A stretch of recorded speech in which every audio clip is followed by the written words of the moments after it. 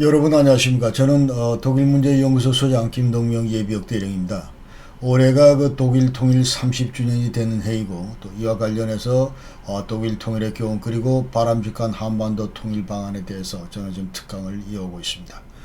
지난 19차례에 걸쳐서 영상을 통해 독일 통일에 대해서는 이미 말씀을 드렸고, 그리고 지난 시간부터 이제 한반도 문제를 다루고 있습니다. 그래서 이 한반도 이 통일 앞으로 어떻게 어느 방향으로 지금 가야 될지 이 문제에 대해서 이제 저희가 고민을 해야 될 텐데, 자, 이와 관련해서 저는 우선적으로 다뤄야 될 그런 주제들이, 먼저 우리 전반적으로 한반도에 들이오고 있는 이 냉전 구조, 이것을 어떻게 해체하고 평화 체제로 진입할 건가, 이런 문제를 다뤄야 되고, 두 번째는 이제 종전 선언이나 9.19 9.4분위 합의, 이런 것들은 큰 틀에서 지금 냉전 구조 해체 평화 체제 구축에 나오는 이슈들인데, 자, 이런 것들이 이제 최근에 논의가 자주 되고 있기 때문에 다시 한번 구체적으로 짚어보고, 그다음에 북한의 비핵화 과연 가능할 것인지, 그렇지 않으면 이제 북한 핵무장이 지속될 경우에 과연 우리 대한민국 정부는 어떤 액션을 취하면서 이에 대응을 해야 될 건지, 또 국제사회를 어떤 방향으로 우리가 조율하면서 이러한 상황을 탈피해야 될 건지, 이런 데 대해서 말씀을 드리고, 그리고 만약에 북한의 이제 급변 사태가 났을 경우에, 자, 이것을 어떻게 과연 한반도 흡수 통일로 이어질까 하는 이 문제도 우리가 한번 짚어봐야 됩니다. 그래서 객관적인 이런 분석을 통해서, 통일 여건에 대한 분석을 통해서 과연 앞으로 우리가 어떤 방향으로 통일을 끌고 나가야 할 건지, 여기에 대해서 말씀을 드리겠습니다.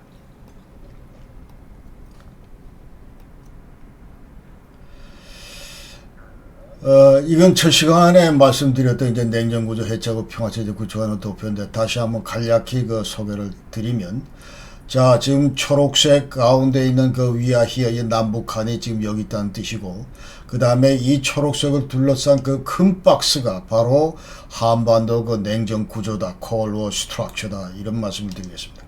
그 다음에 우리는 궁극적으로, 자, 이런 냉전 체제를 해체를 하고, 자, 우리가 앞으로 나아가야 될 그러한 체제, 이것이 바로 이제 저 위에 있는 꼭대기에 있는 것이 바로 이제 평화 체제가 되겠습니다. 그래서 냉전 구조를, 냉전 체제를 해체하고 평화 체제를 구축해서 우리가 글로 가자, 그런 얘기입니다. 그래서 자, 다시 한번 밑으로 내려와서 이 아랫집을 자세히 들여다보면은 이 세 가지 다양한 색깔로 이제 표시가 되어 있는데, 맨 좌측이 남북 적대관계, 이제 고동색 남북 적대관계가 있고, 가운데가 이제 빨간색 정전협정 체제가 53년 이래로 우리 한반도를 지배하고 있다, 이런 말씀을 드리고, 그 다음에 맨 오른쪽에 노란 색깔은 이제 남북한을 중심으로 한 우리 4강의 역학관계가 대단히 불안정하게 지금 75년째 이어져 오고 있다, 이런 얘기입니다. 그래서 우리가, 자, 이 고동색 채널, 그러니까 적대관계, 이 적대관계를 다시 어떻게 남북한 간의 평화,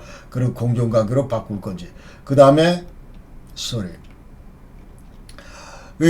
평화협정을 어떻게 남북한의 평화협정 체제로 바꿀 건지, 그리고 지금 북한은 미국과 일본과 아직 수교를 못하고 있기 때문에, 자, 이런 수교를 통해서 어떻게 남북 4강이 이제 교차 승인을 이루고, 또 필요하다면은 우리 지역 내 다자안보 체제를 구축할까, 이제 이런 얘기들이 큰 틀에서 평화 체제다.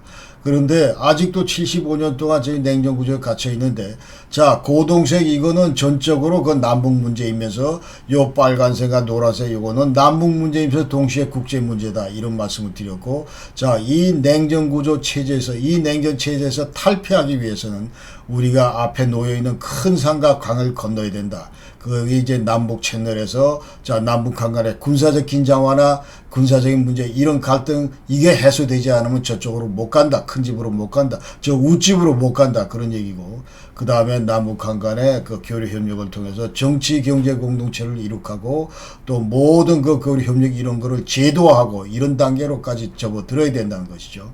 그 다음에 평화협정을 남북 평화협정으로, 정전협정을 남북 평화협정으로 바꾸는 이 문제 관련해서는, 자, 우리 이제 남북 평화협정을 체결하고, 그 다음에 미국과 중국이 여기에 대해서 인도수를 하고, 이때 이제 종전선언에 기타 여러 가지 달려있는 문제들을 해결하고, 그 다음에 맨 오른쪽 노란 색깔 여기에서는 자 지금 현재 크로스 레커그니션이 되고 있지 않은 이유는 바로 북한의 그 핵무장 같은 이런 문제가 지금 클리어되지 않고 있고, 그 다음에 북한의 그 대량 살상무기 개발 이런 것들도 여전히 그 수교의 양국과의 그 수교의 걸림돌이다, 이런 얘기를 이제 드렸습니다. 자, 그래서 지금 말씀드린 이제 크게 그 5대 그 핵심 과제에 대해서 말씀을 드리면, 다시 한번 그 가운데 있는 큰 강과 산이라고 하는 것이 바로 이건데, 자, 남북 정치 경제 공동체, 그 다음에 군사 긴장 완화, 평화협정, 남북 평화협정, 그리고 북한의 WMD 개발 포기, 그리고 북미일 수교, 이런 과제가 되겠습니다. 그래서 지금 75년째 우리가 남북한이 이제 그 냉전 구도 속에 있는데, 제가 볼 때는 대단히 유감스럽지만은 남북한 아직도 화해 협력 단계에 진입하지 못했다. 그러니까 우리 민족 공동체 통일 방안에 따르면 제 1단계가 화해 협력 단계, 2단계가 이제 남북 연합 그리고 통일로 간다, 이렇게 돼 있는데, 제대로 지금 제1단계 화해 협력 단계도 제대로 지금 진입하지 못한 상태에서 남아있다, 그런 얘기. 아직도 그 냉전 대결 구도를 이어가고 있다, 그런 겁니다. 그래서 제대로 우리가 평화체제에 진입하려면 그야말로 정말 참 롱 앤 와인딩 로드다, 이렇게 전 생각을 합니다. 그래서 지난번에 잠깐 말씀드렸다시피, 자, 75년째 지금 우리가 설악산 등산을 하고 있는데 아직도 우리는 외설하게 지금 머물고 있다. 지금 갈 길이 너무너무 멀다. 비선대 거쳐서 양폭 거쳐서 희운각 거쳐서 예컨대 소청, 중청, 대청으로 이어지는데, 지금 현재 그래서 우리가 대청 얘기를 할 때가 아니고 지금 현재 어떻게 지금 현재 요 비선대 양폭 이런 데를 올라갈 거냐, 이런데 우리가 신경을 써야 된다. 그러니까 평화체제 진입까지는 너무나 멀다, 이런 얘기입니다. 그래서 앞으로 이 5대 핵심 과제가 다시 한번 그 말씀을 드리면, 자, 절차를 말씀을 드리면, 먼저 자, 남북 기본성 합의서 그 체제로 우리가 복귀를 해서 교류 협력을 강화하고, 그리고 정치 경제 공동체를 건설한 다음에 이제 교류 협력을 제도화하자, 그런 순으로 이제 우리가 이 문제를 풀어야 되고, 두 번째는 자, 남북한 간에 반드시 그 군비 통제가 실현이 되어야 됩니다. 그래서 군사적 긴장 완화를 이루고 상호 불가침 보장 체제를 확립한 이후에 남북 평화 공존 관계로 전환을 해야 된다. 세 번째는 자, 국제사회나 유엔이 이제 정전협정은 더 이상 한반도에 필요 없다. 그래서 정전협정을 평화협정으로 전환하고, 또 대북 안전보장 대책을 강구하고 정전체제를 종식하는 이런 큰 과제들을 우리가 가운데서 안고 있다. 그 다음에 네 번째는 아까 말씀드린 대로 이제 북한 핵무기를 포함해서 WMD, Weapons of Mass Destruction, 대량 살상무기, 이걸 반드시 포기를 해서 우리 한반도 문제가 국제화되는 것을 근본적으로 원천적으로 차단해야 된다, 이런 얘기입니다.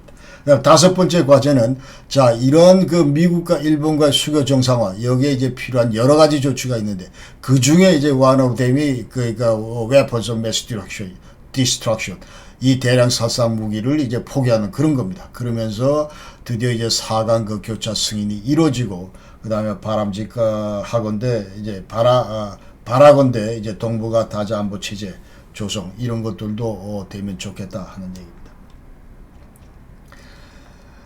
자, 먼저 그 제 핵심 과제 제 1번 핵심 과제가 이제 그 교류 협력 강화로 정치경제 공동체를 달성한다, 이런 얘기인데, 그러나 제1차 남북 정상회담 2000년도에 있었던 그 정상회담 이후에 남북 교류 협력이 상대적으로 그때 그 활성화가 됐었습니다. 그래서 인도적 차원에서 대북 지원도 있었고, 그 다음에 금강산 관광이나 개성공단 이런 것도 있었다. 그런데 2008년 7월 달에 이제 금강산 관광을 하던 그 박왕자 사건이라는 게 있습니다. 아침 새벽 산책을 하다가 그 북한군에 의해서 피살된 이 사건 이후에 이제 남북 간의 교류 협력이 중단이 됐다. 그래서 북한은 이후에 이제 12일 조치라는 것을 발표하게 됩니다. 그러면서 군사분계에서 그 육로 통행을 제한을 하고, 그리고 개성 관광을 중단시킵니다. 그리고 남북 경협 협의 사무소를 이제 폐쇄하게 됩니다. 그 다음에 2010년 3월 26일은 여러분 잘 아시다시피 이제 천안함이 그 북한 어뢰에 의해서 피격당하고, 그래서 우리 그 당시 이명박 정부가 이제 5.24 조치를 내리게 됩니다. 그러면서 이제 북한 선박 남측 해운항 이걸 전면 허용하지 않고, 그 다음에 남북 교역을 모두 중단시켰습니다. 그리고 우리 국민들의 그 북한 방문을 이제 허가하지 않았고, 또 대북 신규 투자 금지, 그 다음에 대북 지원 사업 이런 것들을 원칙적으로 이제 보류를 했습니다. 그리고 인도적인 지원도 모두 우리가 차단했습니다.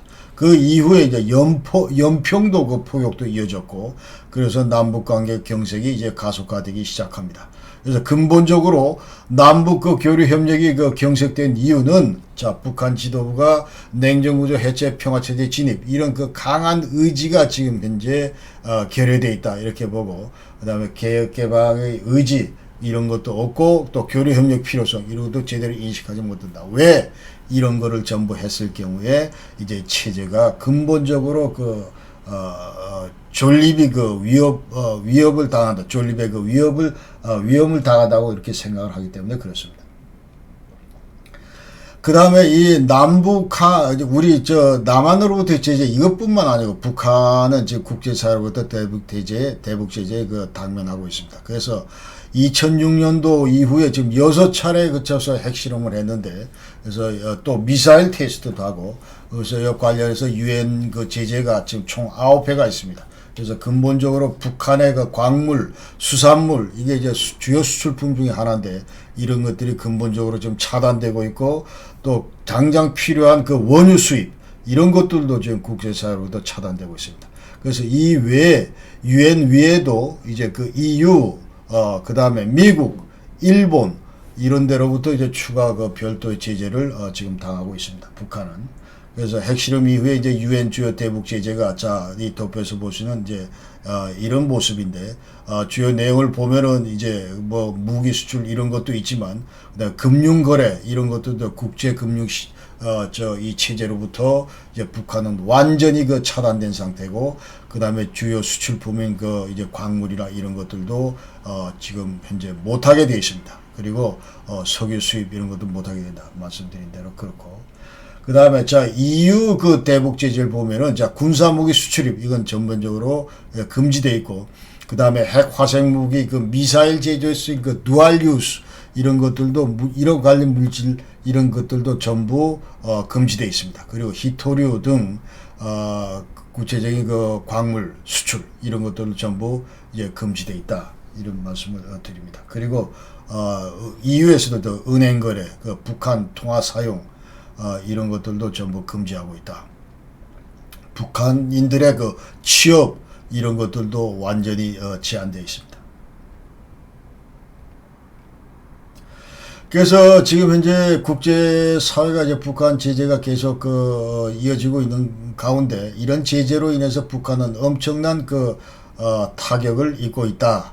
그래서 혹자들은 이제 북한 상황이 1980년대 말 동구가 전부 몰락하기 바로 그 직전 상황과 유사하다, 이제 이런 평가를 내리고 있습니다. 그러니까 특히 유엔 제재 2397, 이게 그러니까 2017년도 12월 달에 내려진 그 미사일 테스트 이후에 내려진 그런 그 유엔 생션인데, 그래서 중국이 여기에 대해서 이제 유엔 결의, 안보리 결의 여기에 대해서 이제 이행을 철저히 하고 있는 바람에 북한과의 무역이 90%가 차단이 됐다. 이거는 이제 그 당시 왕이 외교부장의 직접적인 얘기입니다. 그러면서 2017년 경제성장 마이너스 3.5%고 2018년 19년도는 무려 마이너스 10% 가까이 돼간다. 이런 얘기들도 지금 하고 있습니다. 그래서 여기 자 보면은 자, 이 미사일을 들고 이 실험을 하고 핵무기를 들고 있기 때문에, 자, 미국이나 이 국제사회가 이제 북한이 이제 위협을 했는데, 자, 위협을 하고 있는데, 오히려 지금 생션을 통해서 김정은이가 뭐라 그러면 enough, stop provoking me. 나를 더 이상 자극하지 말라. 이제 국제사회가 여기 대해서 이 핵 미사일에 대해서 이제 생션을 내리는데, 여기 대해서 계속 생션을 가다 보니까 더 큰 위협을 느낀다, 이 말이죠, 북한이. 자, 그런 식으로 이제 북한은 굉장히 어려움을 겪고 있고, 그 다음에 대외 거래 중단인데 10분의 1 수준으로 완전히 중단돼 있고, 그 다음에 환율도 이제 계속 상승 추세고, 그리고 아까 얘기대로 이제 수산물 중국 유입 이런 것도 차단되면서 북한 내 그 수산물 가격이 폭락을 하고 또 이러면서 근로자 그 일자리를 상실하고 이런 가운데 또 해외 근로자들은 전부 또 귀국 러쉬를 이루고 이러면서 그야말로 정말 어려운 상황에 처해 있는 것이 북한이다 이런 얘기입니다.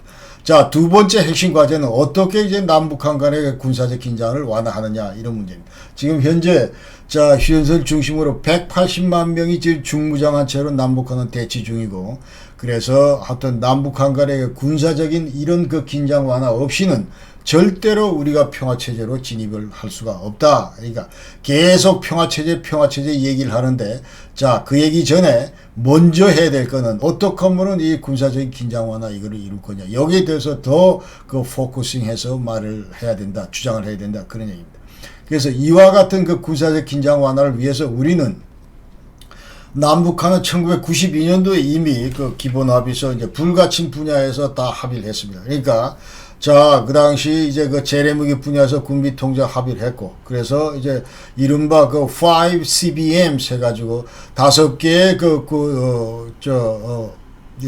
실내 구축 조치에 대해서 남북한이 이제 전부 합의를 했습니다. 그러니까 자, 대규모 부대를 그 이동할 때 사전 통보하고, 또 군사훈련을 한다 사전 통보하고, 그 다음에 DMZ 평화적 이용하는 문제, 그 다음에 군인사 교류, 그리고 정보 교류, 이런 것들 전부 합의를 했다. 그러고 나서 이제 잘 되면 군비 제한으로 가서 그 다음에 단계적인 군축으로 이어가자 하는 것을 남북한이 전부 기본 합의서에서 합의를 했다는 거죠. 그래서 이런 것들이 제대로 잘 이행이 될 경우에 이제 대량 살상 무기 그리고 공격능력 제거 검증 이런 것까지 전부 다 하자 하는 것을 이미 불가침 분야에 우리가 다 합의를 한 내용입니다.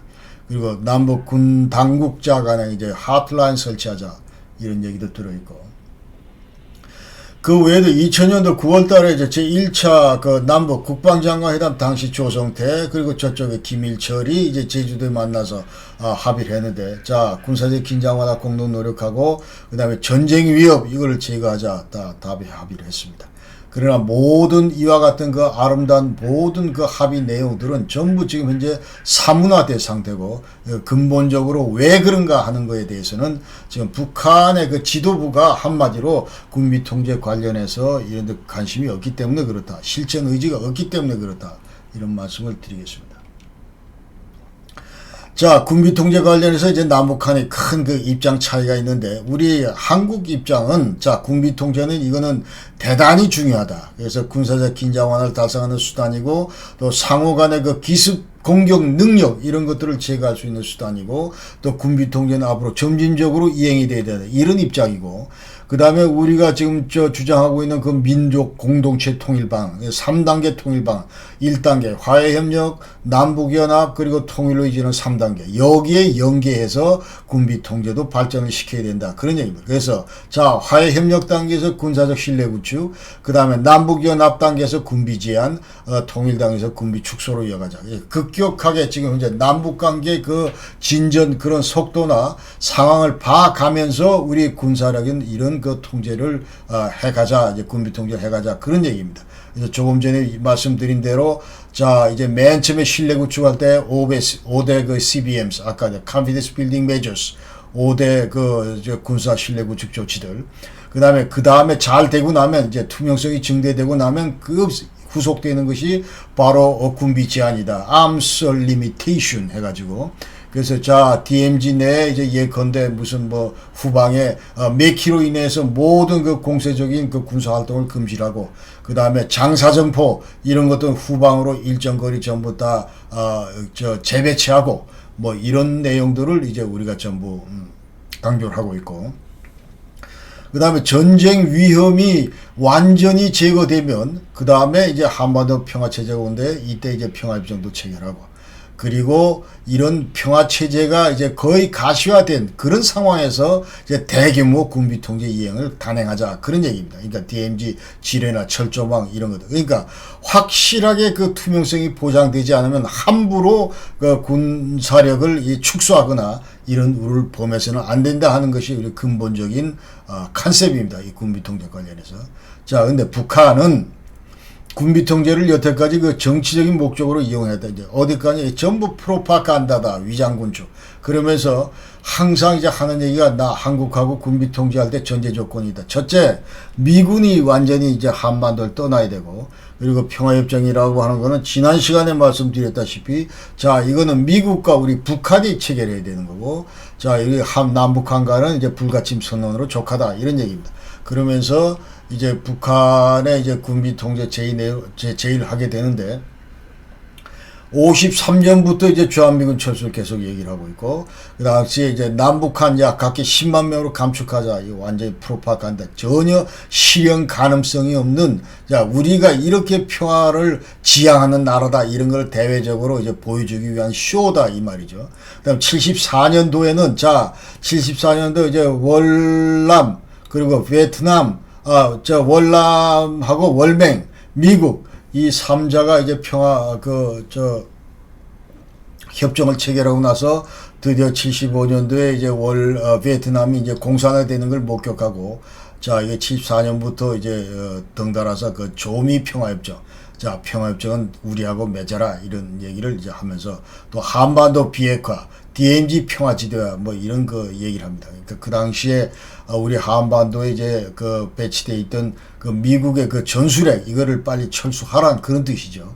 그다음에 88년도에도 이제 포괄적 평화 방안에서 발표를 했고, 그다음에 90년에도 10개 군축 방안에서 전부 이렇게 발표를 했습니다. 그래서 이 내용 자체는 대단히 뭐 이게 멋져 보이는데, 그러나 사실은 북한 정부는 이와 관련 것을 이제 그 이행할 그런 그 실천 의지는 전혀 없다. 이렇게 우리가 봐야 됩니다. 자, 핵심 과제 세 번째가 바로 정전협정이고, 정전협정을 어떻게 남북평화협정으로 바꾸냐 하는 겁니다. 그래서 지금 평화협정 관련해서 이제 북한의 그 주장은, 휴전 이후에 최초에는 이제 남한과 그 평화협정 체결 이런 것들 주장을 했었는데, 아까 말씀드린 74년부터는 이제 조미평화협정을 주장을 하고 있다. 그런 얘기고. 그 다음에 이제 북한은 한국을 그 당사자 자격에서 철저히 그 배제하려고 노력을 해왔습니다. 그래서 자, 정전협정 서명자가 이제 마클라 그 유엔군 대표에서 이제 마클라 미군 장성이 했고, 그 다음에 이제 김일성이가 했고 팽덕회가 했다. 그래서 자, 이 남조선 너희들은 여기 없다 이 말이죠. 그러니까 이 당사자에서 너희는 빠지기 때문에 너희들은 그 정전협정의 당사자가 아니다. 이런 주장을 계속하고 있습니다. 그리고 자, 중국군 이거는 북한에서 이미 58년도에 철수했다. 그리고 지금 현재 한반도에 남아있는 유일한 당사자는 미국하고 북한이기 때문에, 자, 우리가 미국하고 그 평화협정을 체결해야 한다. 이런 논리입니다. 그리고 자, 6.25 때 미군이 지금 현재 이 한국군에 대해서 작전 통제권을 보유하고 있었고, 그렇기 때문에 우리의 적은 미군이지 너희 남조선은 우리 상대가 안 된다. 이런 얘기. 그래서 이제 자, 조미 평화협정 체결하고 유엔사 해체하자. 이런 얘기입니다. 자, 그 다음에 평화협정 체결에서 이제 법리적 그 당위성. 그럼 과연 그런가? 이제 우리가 법리적으로 볼 때, 우리 대한민국은 반드시 그 한국 전쟁 당시의 실질적인 교전 당사국입니다. 그렇죠. 그래서 정전협정의 그 실질적인 구속을 받는 당사자가 바로 대한민국이기 때문에 정전협정의 그 주요 파트너는 대한민국이다. 이런 얘기를 할 수 있고. 그 당시 유엔 사령관은 자, 우리 한국하고 이제 참전 16개국을 대표해서 서명했을 뿐이다. 이제 그렇게 우리가 얘기를 할 수 있습니다. 자, 오른쪽 여기 도표 보면은 그 당시에 회원국도 이제 18개국 우리 한국 포함해서, 자, 여기 룩셈부르가 빠져서 지금 집어넣고, 그 다음에 의료 지원 국가들은 이제 덴마크, 이태리, 노르웨이, 그리고 인도, 스웨덴이 있다. 그래서 토탈 22개국이 이제 그 당시에 그 유엔의 이름으로 우리 한국전에 도움을 줬다. 그런 얘기입니다. 그래서 자, 평화협정 체결의 그 주체는 실질적으로 싸웠던 실질적인 교정 당사자인 남북한이다. 이렇게 우리가 알아야 되고, 그 다음에 앞으로 서명국, 이제 미국과 중국은, 정전협정 서명국 미국과 중국은 앞으로 이제 남북 평화협정이 만약 체결이 된다면 이 이행을 그 인도사는 그런 역할을 해야 될 거다. 그런 얘기입니다. 그래서 자, 우리가 이제 남북한은 이제 평화협정의 이 성실한 이행을 보장받기 위해서 유엔 안보리에 이제 추진한 다음에 국제적으로 정전협정 종식을 선포하는 것이 맞다. 그런 얘기입니다. 그래서 앞으로 이제 평화협정을 만약 체결하게 되면 거기 포함시킬 내용은 이제 전쟁 상태가 이제 종식돼 있고, 그 다음에 불가침 그 무력 불사용 문제도 포함이 돼야 되고, 그 다음에 남북 간의 당시 그 경계선 설정, 그 다음에 분쟁 평화적 해결, 내정 불간섭, 상호체제 존중, 이런 것들이 전부 포함이 돼야 된다. 그런데 지금 좌파 진영에서는 자꾸 이 평화체제, 평화협정 뭐 이런 얘기를 많이 합니다. 평화선언 이런 얘기를 많이 합니다. 그래서 자, 이 체결만, 평화협정 체결만으로 절대로 한반도 평화가 보장되지 않는다. 그러니까 다른 여건들은 하나도 지금 충족되어 있지 않는데 이 협정 체결, 이 문서의 그 체결만으로 절대로 평화가 보장되지 않는다 하는 것을 우리가 알아야 됩니다. 그래서 이 평화협정을 논의할 그런 그 바람직한 시기는 자, 이제 남북한 간의 군비통제 실현으로 군사적 긴장이 완전히 해소되고, 그 다음에 유엔이나 국제사회가 객관적으로 자, 들여다봤더니 한반도 더 이상 전쟁 재발 가능성이 없다. 그런 위험이 없다고 판단을 하고, 그래서 유엔 안보리가 유엔사 해체 결의안을 채택할 무렵이 이제 바로 남북한 간의 그 평화협정을 체결할 시기다. 이렇게 말씀드릴 수 있습니다. 그래서, 이 평화 공존 진입 단계, 그 다음에 남북 연합 단계, 직전 직후 이런 단계에 가서야 이제 평화협정 체결할 시기다. 그러니까 그때 가서 얘기해야지. 지금 현재 아직도 냉전 체제 속에서 75년 동안 달려왔는데도 묶여 있으면서 지금 자꾸 평화협정 체결 뭐 이런 거를 얘기할 때가 아니다 이 말이에요. 그래서 우선적으로 지금 남북한은 지금 얘기대로 군사적인 긴장 완화 이거를 위해서 지금 우리가 머리를 맞대고 여기에 대한 해법을 찾기 위해서 노력을 해야 되고, 그러면서 동시에 우리는 뭘 해야 되냐면, 자, 정전체제 이것을 우리가 성실하게 잘 이행하면서 잘 유지하자. 이런데 우리가 남북한이 지금 초점을 맞춰야 돼요. 그 다음에 남북기본합의서 92년도 불가침 부속합의서 뭐 여기에 아주 모든 그 좋은 내용들이 다 들어있는데 이걸 어떻게 성실하게 이행을 할 거냐. 여기에 대해서 우리가 머리를 맞대고 논의를 해야 돼요. 그 다음에 그러면서 이제 평화협정 시기가 오는 거에 대비해서 우리가 제대로 준비를 해야 된다 이 말이죠. 그래서 6자회담 그 9.19 공동성명 2005년에 맺어진 여기에도 이제 지난 시간에 말씀드린 당사국 간의 이제 적절한 별도 포럼에서 자, 평화 전환하는 이 문제에 대해서, 평화체제 전환하는 이 문제에 대해서 우리가 진행을 한다. 그러면서 이제 남북한, 미국, 중국, 그러니까 4자 회담을 다시 한번 부활시켜서 6자 회담에서 이제 취급을 한다. 그런 얘기를 이제 합의를 했는데, 다 이게 지금 물거품이 되고 말았습니다. 그래서 이제 앞으로 만약 평화협정을 체결하더라도 북한 측으로부터 나올 수 있는 그런 단골 메뉴는 뻔합니다. 그러니까 먼저 자, 양키들 전부 한반도에서 빠져라. 그리고 그 다음에 평화협정은 우리가 미국하고 해야 된다. 그리고 연합사 이건 당장 해체하라. 이런 얘기들이 이제 나올 것이다. 그런 얘기입니다. 자, 그러면 이제 평화협정으로 만약 남북 평화협정으로 전환이 될 경우에 자, 유엔사 문제는 과연 어떻게 우리가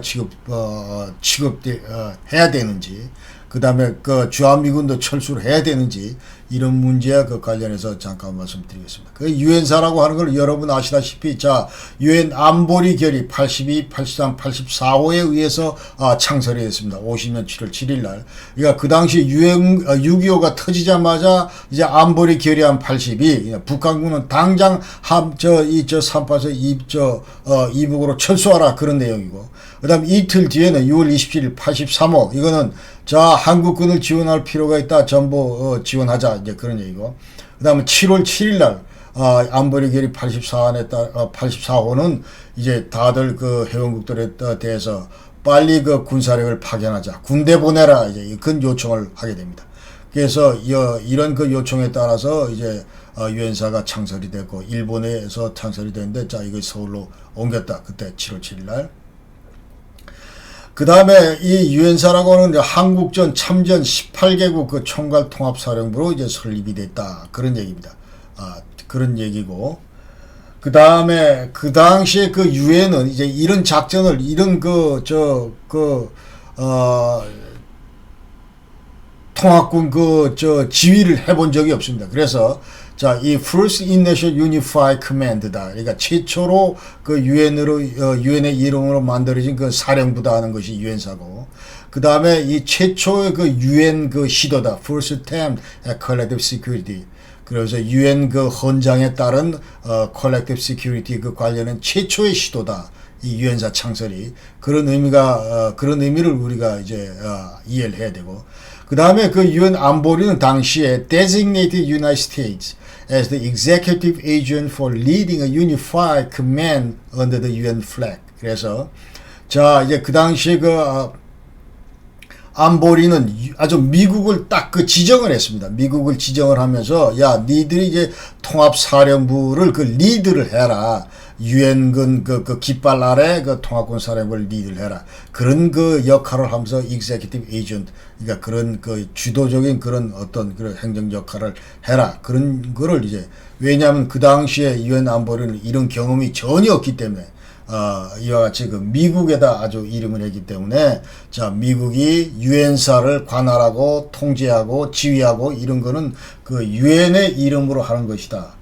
그럴 수밖에 없었다. 이제 그런 상황을 우리가 이해를 해야 됩니다. 그래서 이러한 그 배경하에서 우리 이승만 대통령께서 당시에 이제 유엔군 사령관인 제너럴 맥카서 여기에 대해서 이제 작전 지휘권을 이양을 합니다. 그러면서 그 이양 문서에는 I'm happy to assign to you command authority of all land, sea and air forces of the Republic of Korea. 그래서 자 현재 이제 3군 그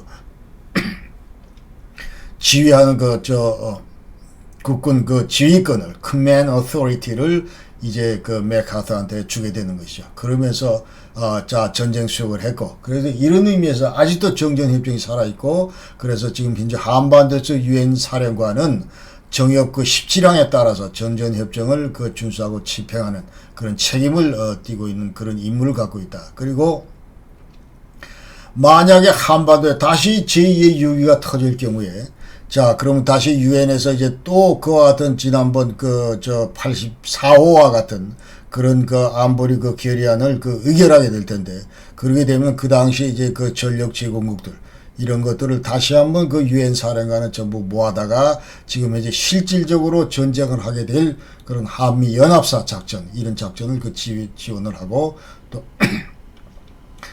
그러면서 여기에 따른 이제 그 7개의 그 유엔사 그 후방기지 US 그 리아 그 일본 요코다 에어베이스에 있는 그 7개 그 미군 기지들을 이제 그 운영하는 이런 책임도 그 유엔 사령관에 띈다.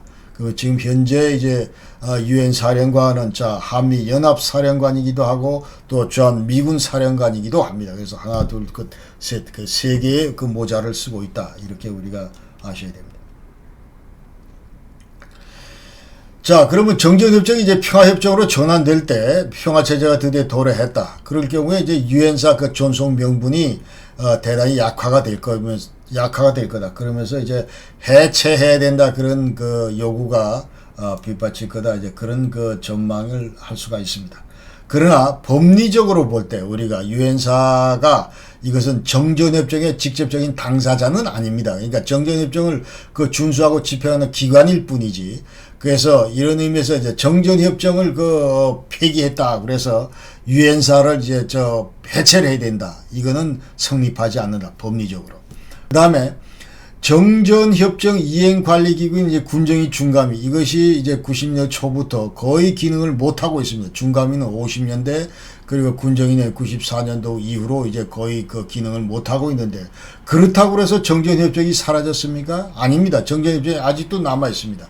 폐기되지 않고 계속 존속하고 있기 때문에. 자, 그래서 정전협정을 지금 준수하고 집행하는 그런 기관인 유엔사가 만약 해체가 됐다고 치더라도, 그렇다고 해서 정전협정의 이제 효력이 상실되거나 이런 것들은 절대로 아니다 하는 것을 우리가 알아야 된다. 그러니까 법리적으로 정전협정 폐기하고 유엔사 해체 문제, 이건 별도 사안이다. 법리적으로 그렇다. 이제 그런 얘기입니다. 그런데 이제 명분상으로 보면은 아까 말씀드린 대로 그야말로 평화체제에 도래했다 하면은 자 유엔사가 이제 필요 없다. 이제 뭐 그런 주장이 그 당시가 되면은 그러한 상황이 도래하면은 이제 가능할 거다. 이제 그런 얘기입니다. 그래서 유엔사는 언제까지 존속할 수 있을까 하는 건데, 자 아까 얘기대로 이제 완전히 그 공고한 평화체제가 우리 한반도에 실현이 되고, 그 다음에 이런 것들이 이제 유엔 안보리 결의에 의해서 자 한반도 이제 더 이상 전쟁이 없다. 내가 보니까 완전히 평화체제 지금 들어섰다. 이런 그 판단을 내리면 언제든지 해체가 가능하다. 이렇게 우리가 봐야 됩니다.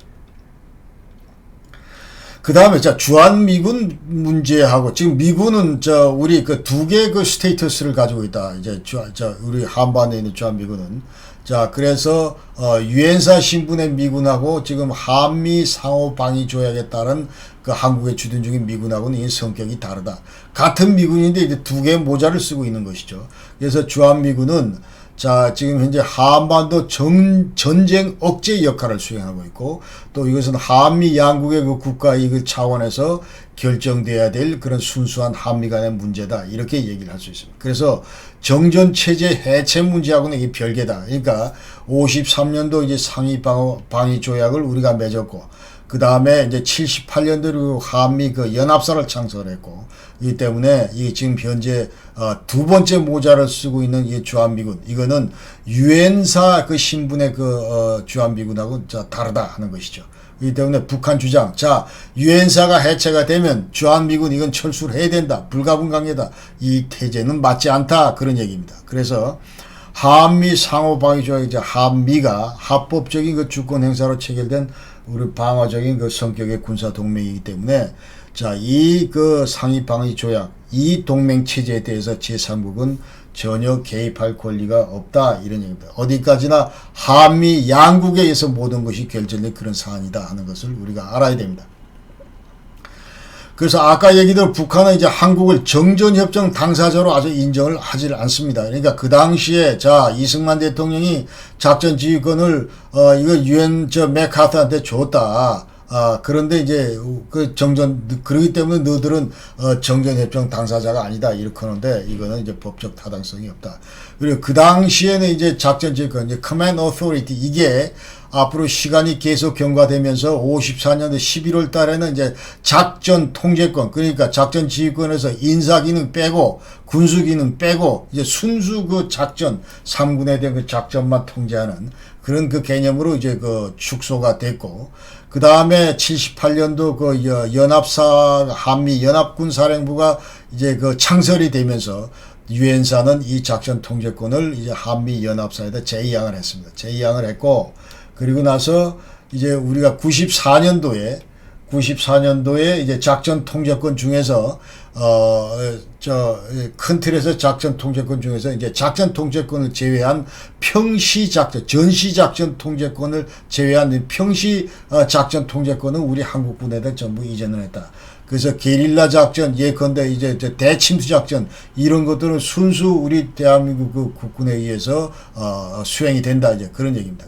또 전시 작전 통제권을 완전히 미군이 가지고 있다. 그러나 이 행사 자체가 한미 연합사에서 양국 간의 그 국가 그 통수권자들의 그 지침에 따라서 그 다음에 양국 합참의장의 지시에 따라서 그 이행이 되기 때문에 완전히 그 전시 작전권을 미군이 가지고 있다. 뭐 이러면서 이 대한민국 뭐 주권도 침해를 받고 있다. 이런 그 주장도 사실은 근거가 없다. 그런 얘기입니다.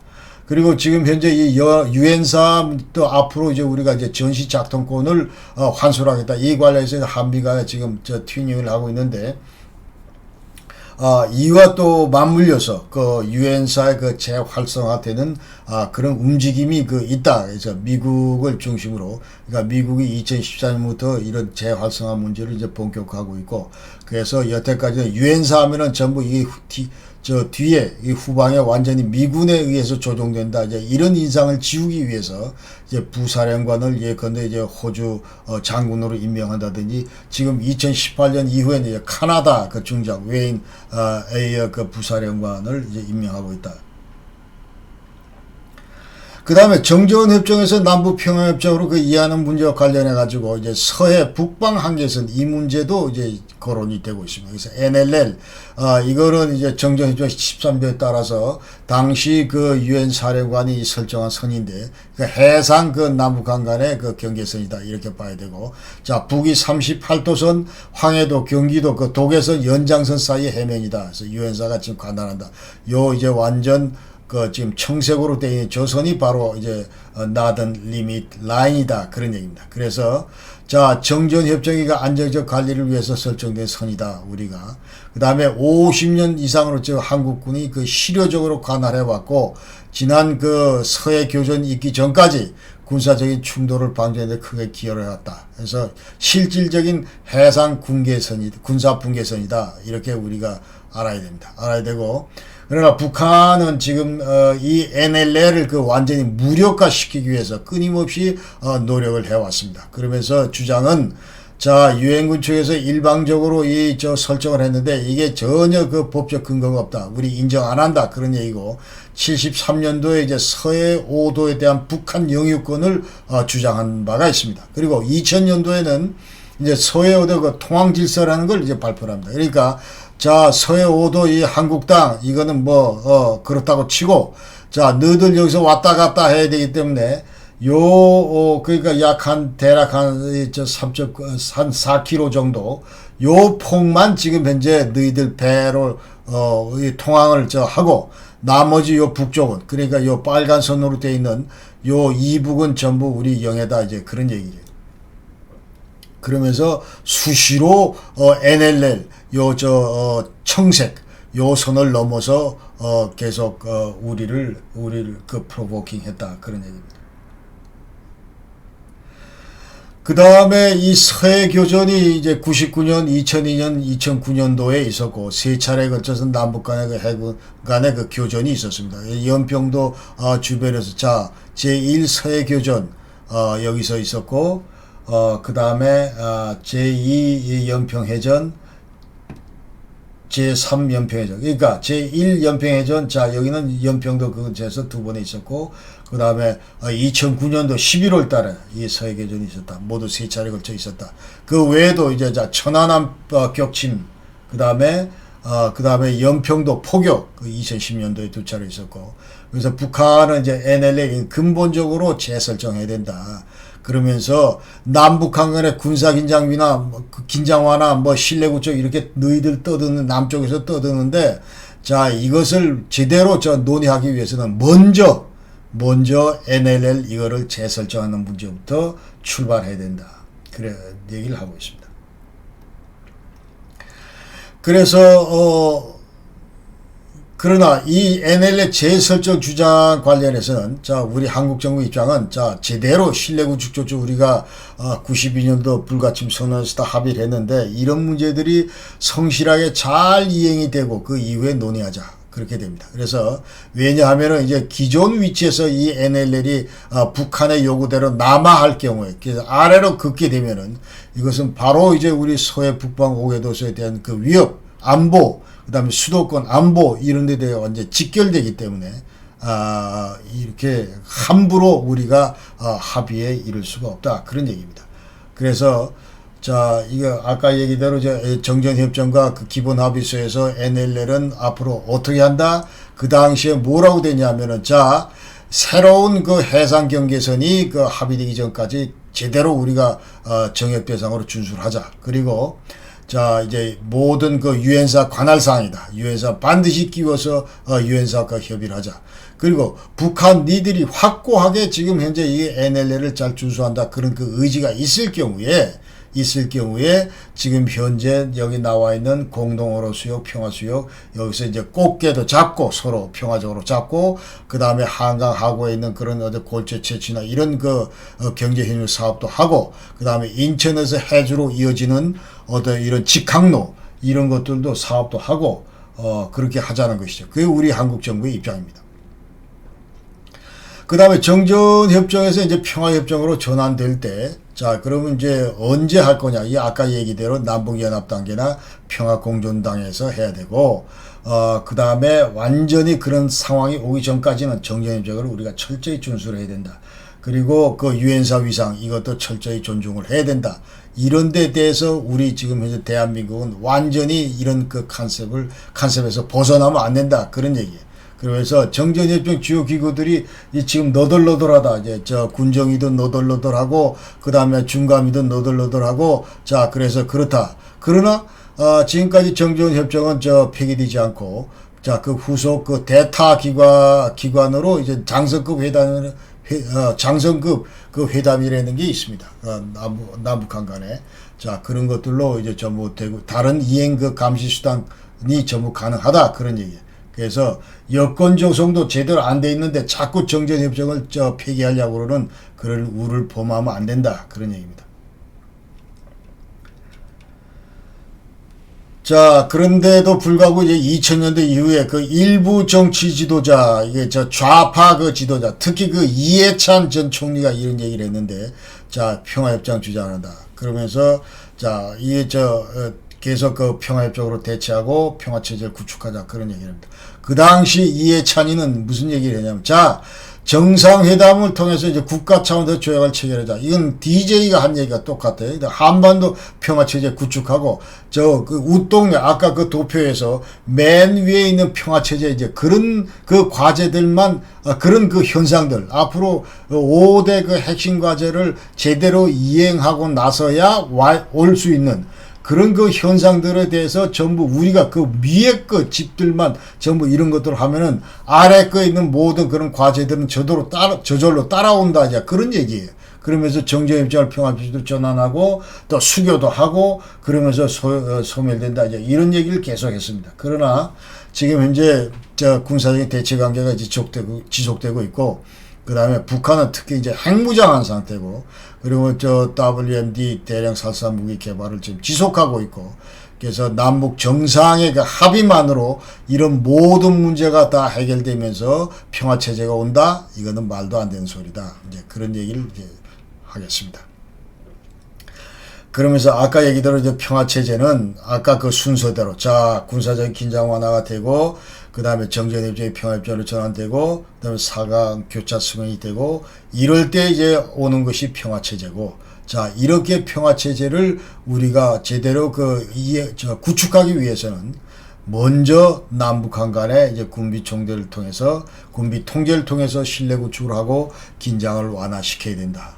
그리고 나서 평화협정으로 가고, 그 다음에 북한 핵 문제를 꺼야 되고, 그런 이후에 이제 북한과 미국과 일본 그 국교 수교가 이루어지고 평화체제를 구축한다. 이제 이 얘기를 우리가 계속 본질적인 앞으로 한반도 그 이행 상황이다.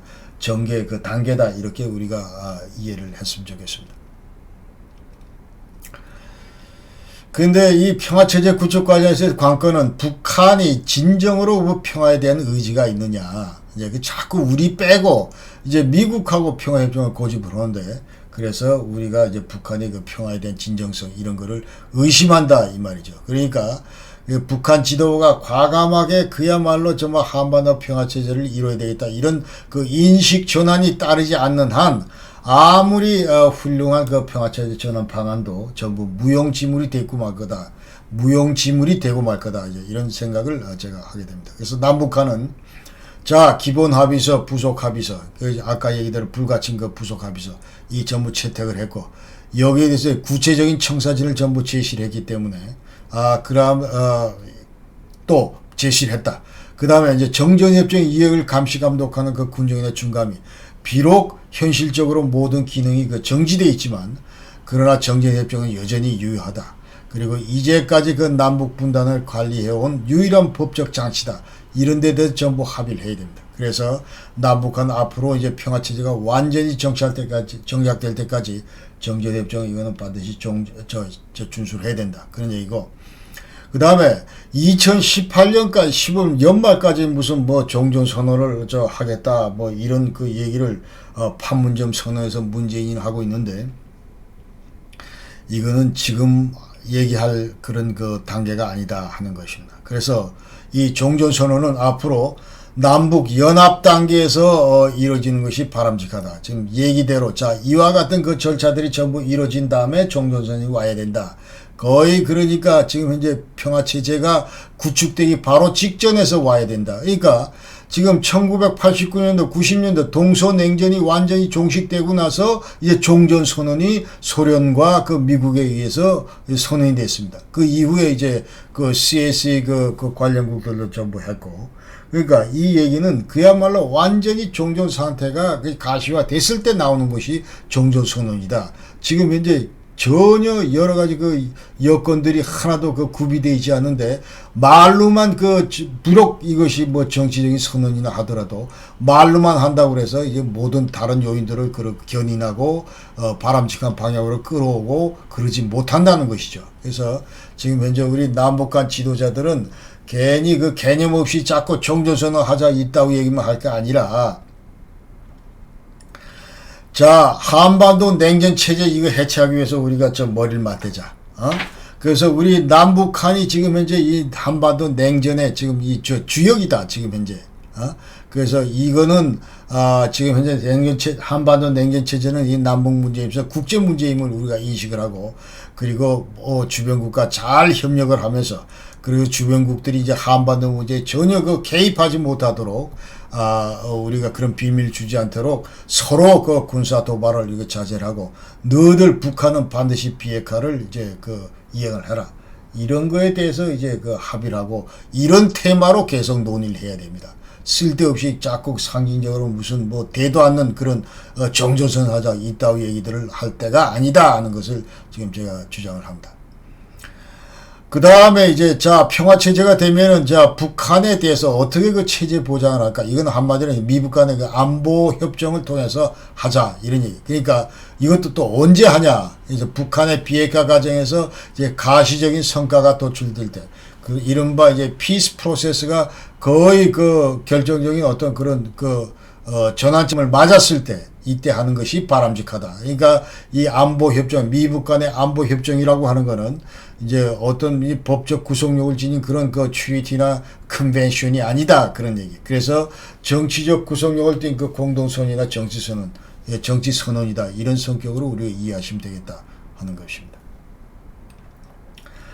자, 네 번째 과제는 이제 북한이 핵무장을 포기를 해야 되고, 그 외에도 이제, 대량 살상 무기 개발을 포기를 해야 돼. 그래서 한반도 문제가 국제화되는 걸 근본적으로 우리가 차단을 해야 되겠다. 이런 얘기입니다. 그래서 북한이 이제 대량 살상 무기 개발을 포기를 하고, 그러나 이 문제, 그 다음에 핵심 과제 다섯 번째가 이제 수교하는 문제인데, 북한이 미국하고 일본 수교하는 문제인데, 이 두 가지 문제는 대단히 밀접하게 연관되어 있다. 이렇게 얘기할 수 있어요. 그러니까 미국과 일본의 대북 수교, 이 전제 조건이 너희들 반드시 대량 살상 무기 개발 이걸 포기를 해라. 이제 이런 거기 때문에 서로 밀접하게 연관성을 가지고 있다. 그래서, 이렇게 또, 그러기 때문에 북한은 이제 대량 살상 무기 개발을 이걸 포기를 하고, 그러면서 이제 한반도 국제 차단도 하고, 동시에 이런 것들이 도화선이 되면은 우리 주변의 어떤 평화적인 국제 환경 조성에도 크게 기여를 할 것이다. 이제 그런 얘기입니다.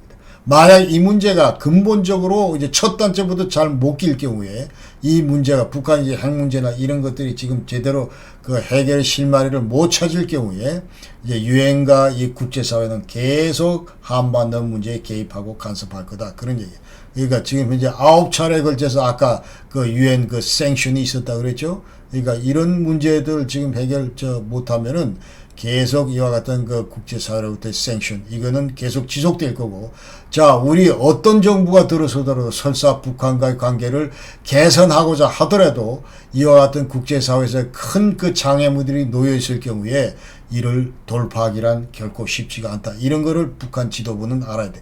이게 바로 한반도 문제의 어떤 이런 본질이다. 이런 것들을 우리가 이해를 해야 된다. 그 말씀. 자, 9.11 테러 이후에 이제 미국은 대단히 WMD 개발이나 이런 것에 대해서 센시티브합니다. 이런 무기들이 지금 이제 테러리스트 수중에 들어가고, 근데 이제 북한이 이런 기술들을 중동이나 뭐 이런 테러리스트들한테 만약 이전을 했을 경우에 이것은 이제 직접적으로 간접적으로 미국의 안보와 직결이 된다. 이렇게 인식을 하고 있는 거예요. 그래서 자, 이제 그 이후로, 미 정부는 CVIT 해서 complete, verifiable, irreversible destruction of North Korea's nuclear weapons program. 그래서 완벽하고 검증 가능하고 결코 되돌릴 수 없는 그런 핵무기 개발을 포기를 해야 된다. 이제 그런 얘기. 그 이후에도 이제 오바마도 마찬가지 이 문제에 대해서 관심을 특히 가지고, 그다음 오바마 같은 경우는 누클리아 non-proliferation treaty에서 핵 비확산 정책 여기 대해서 최우선 프라이어리티를 두고 했지만은 그러나 결코 북한 핵 문제에서 어떤 돌파구도 열지 못했습니다. 그 미사일 프로그램에 대해서도 미국 정부는 센시티브하다. 그래서 이제 중장거리 미사일 개발 이런 것들을 포기해야 되고, 그다음에 너희들 절대로 이 관련된 그 기술 이런 거 중동 지역에다 수출하면 안 된다. 그다음에 미사일 발사 시험 이런 것들은 좀 금지해야 된다. 이런 겁니다. 그래서 미국 정부는 자 어떤 형태로도 북한하고 그 양자 차원의 미사일 회담을 하든지. 그래서 어떤 형태로도 이제 북한을 미사일 기술 통제 체제 MTCR (Missile Technology Control Regime) 여기에 이제 가입할 수 있도록 그 유도를 하는 것이 미국의 목표입니다. 그리고 이 핵무기 미사일 개발 이런 확산 저지를 위해서 미국 구상은 자 앞으로 북한의 그 WMD 유출을 차단하기 위해서 어떤 국제협력 그 레짐을 구축하자. 그리고 또 이 WMD 확산 방지 구상입니다. PSI (Proliferation Security Initiative) 이 체제를 운영하고 있고, 또 만약 날라올 경우에 대비해서 Missile Defense 체제 이것도 구축하고 있다. 그러니까 북한은 이제 기본 입장, 왜 우리가 그럼 대량 살상 무기에 관심 갖고 이걸 포기할 수 없느냐 하는 것이죠. 그러니까 이거는 전적으로 우리 북한의 그 자율권에 관한 주권 문제다 이런 얘기예요. 그래서 그러나 만약에 북한이 이거 계속 고집하지 이제 포기하지 않고 계속 이 WMD 개발을 고집할 경우에 이거는 인접국의 안보와 주권을 위협하는 그런 사안이다. 그러니까 예컨대 미사일 개발하다 보면은 자 미국 일본은 저 우리한테 날라온다 해서 이제 미슬 디펜스 자 이거 이제 개발할 수 있는 그런 어떤 도화선으로 삼았고 그 다음 또 여기에 대해서 중국과 러시아는 또 반발하게 되고 미국과 일본에 대해서 그러면서 덩달아 이제 동북아 아시아 동아시아 그 긴장이 고조된다 이런 것들을 지금 알아야 돼 북한 지도부는. 그다음 마지막 그 과제가 이제 북미일 그 수교로 4강 교차 승인하자 그런 얘기입니다. 그래서 자 한반도 냉전 구조 해체하고 이제 평화체제 구축하는 이 문제가 제대로 돼야 이제 한반도 주변 안보 환경이 우호적으로 되고 또 이것이 이제 4강과 교차 승인으로 이어지게 된다. 이제 이런 얘기입니다. 그래서 우리는 지금 러시아하고 구소련하고 이제 90년대 수교를 했고 중국과는 92년대 했는데 북한은 미국과 일본과 아직 못하고 있다. 그래서 북한은 이 수교의 전제 조건인 그 WMD 개발을 완전히 포기하고 그리고 주민에 대한 인권 탄압 이거를 반드시 중단을 해야 되고 그리고 그 테러 스폰서링 그 테러 지원하는 뭐 이런 것들도 전부 멈춰야 된다 그런 얘기. 그래서 4강 교차의 승인이 그 제대로 되면은 동북아 다자 안보 협력 체제를 이제 구축하는데 그런 어떤 도화선이 될 수 있다. 그래서 이럴 경우에는 이제 특정 국가의 그 일방적인 영향력 행사 이것은 이제 불가능할지도 모른다. 이제 그런 얘기를 할 수 있고. 그래서 앞으로 이제 다자 안보 협력 체제가 이 동아시아 아니면 동북아 이렇게 이제 구축이 될 경우에 여기에는 반드시 그 유럽의 그 경험이 받아들여졌으면 좋겠다, 이제 수용됐으면 좋겠다, 이제 그런 생각을 하게 됩니다. 그래서 그런데 CSC 그 헬싱키 파이널 액 여기에 이제 그 75년도에 들어있는 모든 그런 개념들이 자 우리 동아시아 다자 안보 협력 체제 여기에도 그대로 그 재현되기를 희망한다, 이제 그런 얘기입니다. 그러면서 이제 모든 전 분야에 대해서 안보 협력도 하고 안보 분야에 대해서 협력도 하고 그러면서 주민들 간의 그 인적 교류나 인권 문제 이런 것들도 철저히 그 보장이 되고 이런 가치들이 존중받는 그런 그 어떤 집단 다이얼로그 시스템이 그 구축이 됐으면 좋겠다, 이제 그런 얘기를 드리고 그 다음에 이 한반도 평화체제 그러나 이 다이얼로그 시스템이 한반도 평화체제 구축하는데 반드시 필요한 조건이다. 이제 그렇게는 얘기하지 않겠습니다. 자, 오늘 이제 5개 그 핵심 과제에 대해서 말씀을 드렸고 이제 이어서 냉전구조 해체하고 평화체제 구축하는 그럼 과연 지금 현재 이 5개 핵심 과제가 어떤 연관성으로 어떤 그 과제부터 먼저 해결이 돼야 어떤 우선순위로 이런 것들이 그 이행이 돼야 해결이 돼야 제대로 그 되는 것이가 하는 거를 이제 다음 시간에 말씀드리고 그 다음에 이제 종전선언 문제 그 다음에 9.19 그 군사 그 합의 문제 여기 대해서 말씀을 드리도록 하겠습니다. 귀한 시간 내서 끝까지 시청해 주신 딱딱한 이 주제에 대해서 끝까지 시청해 주신 여러분께 대단히 그 감사를 드리고 여러분 항상 그 코로나 조심하십시오. 건강하십시오. 대단히 감사합니다.